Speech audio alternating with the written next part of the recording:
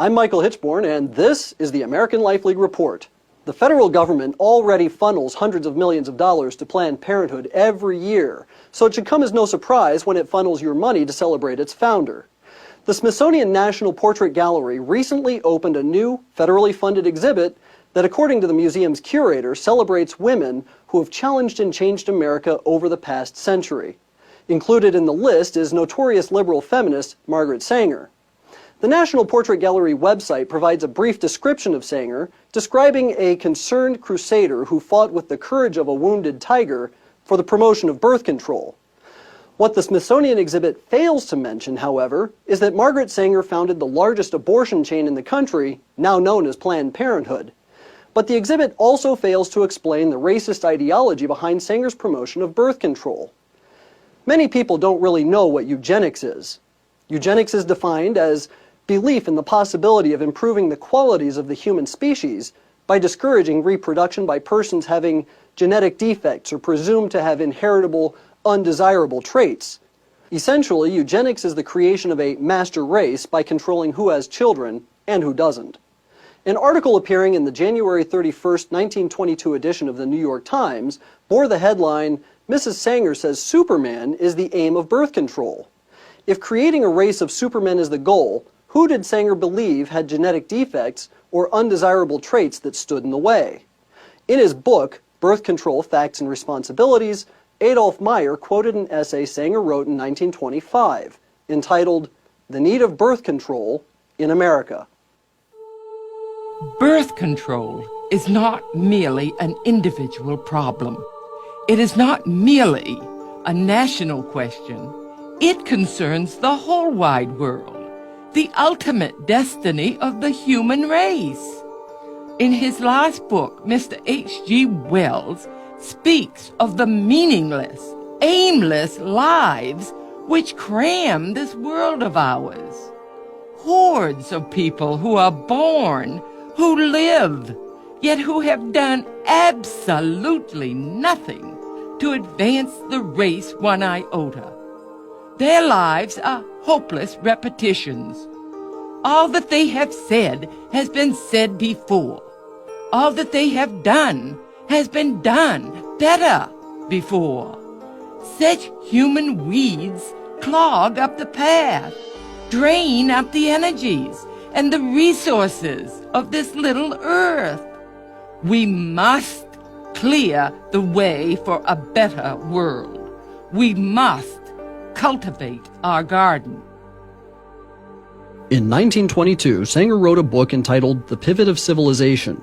In it is a chapter called The Cruelty of Charity, where she blasts programs that provide medical and nursing facilities to slum mothers as insidiously injurious. In the same book, Sanger called for the cessation of charity, for the segregation of morons, misfits, and the maladjusted, and for the sterilization of genetically inferior races. She also argued that organized attempts to help the poor was the surest sign that our civilization has bred, is breeding, and is perpetuating defectives, delinquents, and dependents.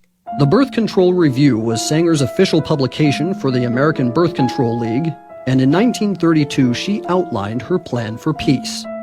The main objectives of the Population Congress would be to apply a stern and rigid policy of sterilization and segregation to that grade of population whose progeny is already tainted, to give certain dysgenic groups in our population their choice of segregation or sterilization, and to apportion farmlands and homesteads for these segregated persons where they would be taught to work under competent instructors for the period of their entire lives.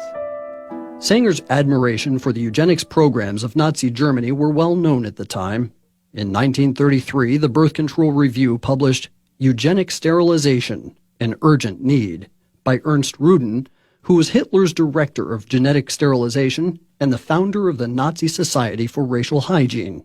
In her praise for the eugenics programs in Germany, Sanger called for the implementation of such programs in the United States, specifically targeting African Americans.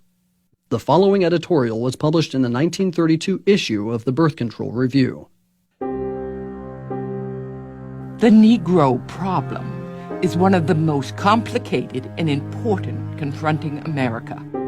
Whatever the ultimate answer may be, such an attitude brings to light the function of birth control as a necessary agency in its solution. The present submerged condition of the Negro is due in large part to the high fertility of the race under disastrously adverse circumstances. Thus, the question arises, to what extent birth control has had a eugenic effect upon the Negro race?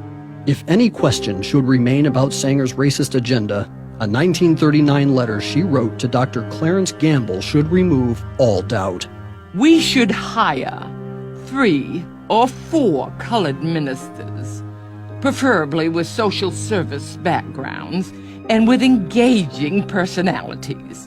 The most successful educational approach to the Negro is through a religious appeal. We don't want the word to go out that we want to exterminate the Negro population. And the minister is a man who can straighten out that idea if it ever occurs to any of their more rebellious members. Can there be any wonder why Planned Parenthood opens its facilities in poor inner-city neighborhoods populated by minorities? Can there be any doubt that Sanger's philosophy of creating a pure race is what fuels Planned Parenthood's support of embryonic stem cell research? Margaret Sanger was a racist. She's responsible for the millions of babies that have been ethnically cleansed from our country and should not be celebrated by the taxpayer-funded Smithsonian. Please visit the website and contact the Smithsonian demanding that materials on Sanger be removed from the exhibit. For American Life League, I'm Michael Hitchborn.